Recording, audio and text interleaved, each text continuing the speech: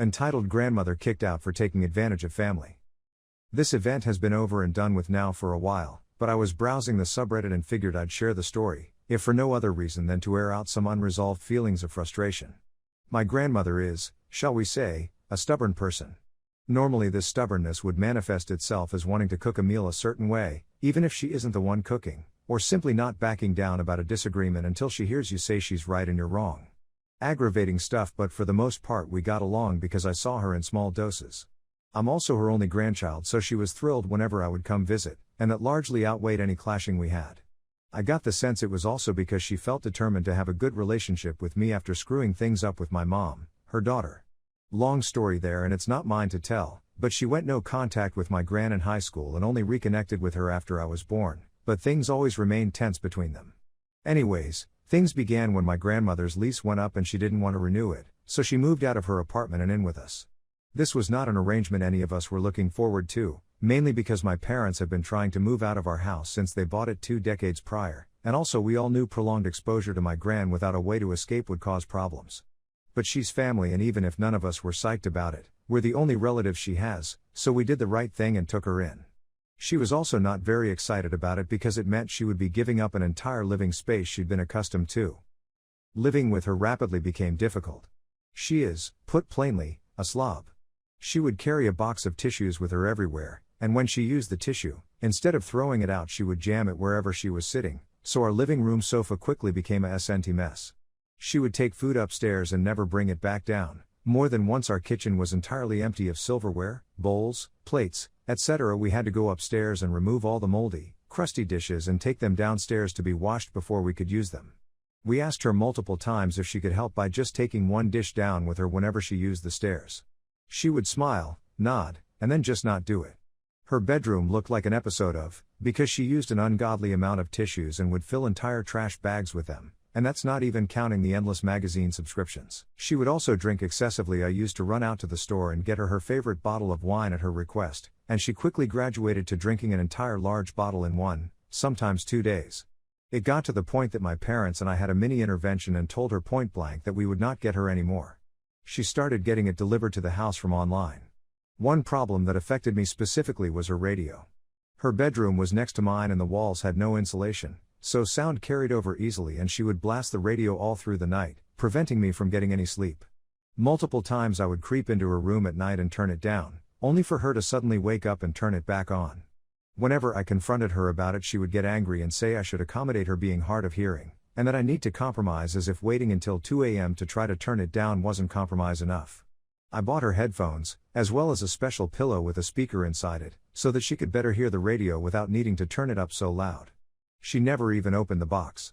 The spoiled food problem eventually got so bad that there was a permanent smell, and when she found bugs in her room she freaked out and blamed it on the house, which was a bald-faced lie because my dad had gutted and remodeled the entire house with his bare hands.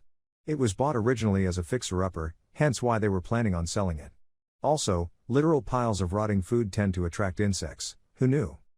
She eventually developed pneumonia and also blamed that on the house, even though by this point she wasn't leaving her room and hadn't bathed once in the 6 months she'd been living either us. She even got my dad to screw metal handlebars into the bathroom wall tile so she could use the tub, but never used them once. She was prescribed medicine for the pneumonia but would not take it, eventually requiring a nebulizer because of how severe it got. I think it actually might have transformed into something worse, but I can't remember the name. 2 or 3 times she had to return to the hospital because her condition worsened despite everything we did to keep her room clean and make sure she took her medicine. When this happened, we would pull all the furniture out of her bedroom and scrub the carpets, remove any mold and bugs, and pick up any trash and rotting food. Instead of being grateful or changing her habits, she would be upset that we touched her belongings and violated her privacy. The damage that she was doing to that room also meant that selling the house was impossible, but her presence there meant the room would never have an opportunity to improve or be worked on. It was around the second hospital trip that she started taking the little trash cans we had around the house and using them as toilets. For context, the upstairs bathroom is literally next door to her room, she just couldn't be bothered to go to it. I vividly remember picking up a plastic can and it being full of urine. She also had an incredibly old cat that she'd brought with her who was a sweetheart, but would defile the room with her waste because my gran couldn't clean the box herself. I'm definitely forgetting more things she did, but one thing I remember was my parents had gone away for the weekend and my boyfriend at the time came over. We ordered Indian takeout, which I knew my gran loves, so we offered to get her something as well. She took us up on it, and my boyfriend paid for it despite my protests. We gave her her food, only for her to call us back a few minutes later. She told my boyfriend that the rice in the takeout was the wrong kind and that she would not be eating it. Could he please take it away? I was flabbergasted by the rudeness of it all. My parents scolded her about how inappropriate that is to act, especially towards someone who isn't even a relative, but she tuned them out. Not once did she ever say, "Thank you." Not when we cleaned her room, or bought her groceries, or cleaned up her waste, nothing.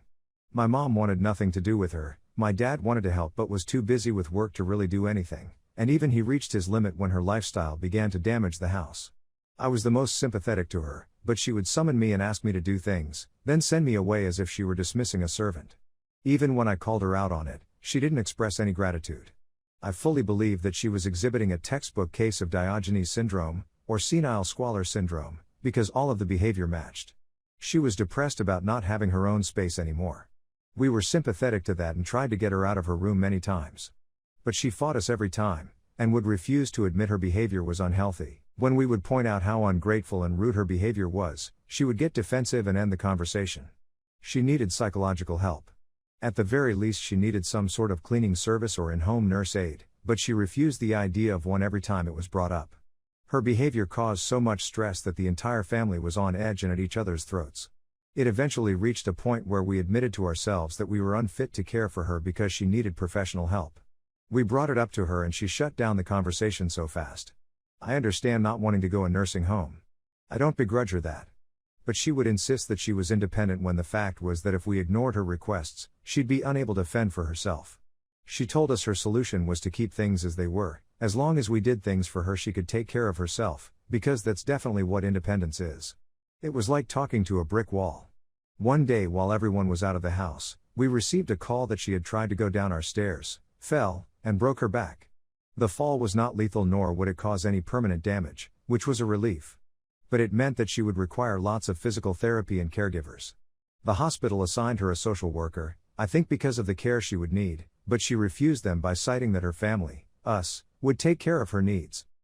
My father and I work full-time and my mother has a slew of health problems and chronic pain that make it difficult for her even to look after herself at times. The idea that all three of us, even if we weren't fed up with her, would be able to drop everything and take care of was as hilarious as it was insulting. When she told us that was her plan, we had become so embittered toward her that our decision was easier than it should have been. We removed all of her belongings from the house and put them into the storage unit that contained the rest of her items she'd moved out of her old place with. We called the social worker and told her in no uncertain terms that she would not be allowed to move back in with us, and would need to find another place to live. She was furious. She sent a slew of emails threatening to sue for wrongful eviction. She didn't pay rent and signed no contract with us, and theft of property, because we had touched her stuff, but we technically returned it to her because it didn't belong with us, and my dad paid for that storage unit. Those emails stopped pretty quickly when it became clear she wouldn't have a case and wouldn't be able to intimidate us into letting her move back in. When she was discharged, she did go to an assisted living facility that the hospital partners with. She stayed there until she'd recovered, and despite everything being in the hospital environment and the care facility improved the rest of her health a lot. But instead of staying, as soon as she was able to discharge herself, she did. She moved into a hotel and has been there since. I visited a few times to deliver some stuff that had been left behind. Each time I visited, the hotel room was in a worse state. We're pretty sure she'd been refusing room service because she's embarrassed by it, but without anyone cleaning it's become caked in mold, dirty cat litter, and unwashed clothes. It's been over a year now and I shudder to think what that place looks like now. It's terrible, but at this point we are basically just waiting for the call that tells us she's passed. I know that her age and mind are partial causes of this, but there is only so much behavior and borderline abuse you can excuse away with that. Family accounts from relatives that go back decades before I was born also confirm that this is just how she is and has always been. I've moved in with my partner and my parents moved to their dream home, and none of us have any contact with her. And she has no one to blame but herself. I'm not sorry that she's essentially getting her comeuppance, but I'm not happy about it either.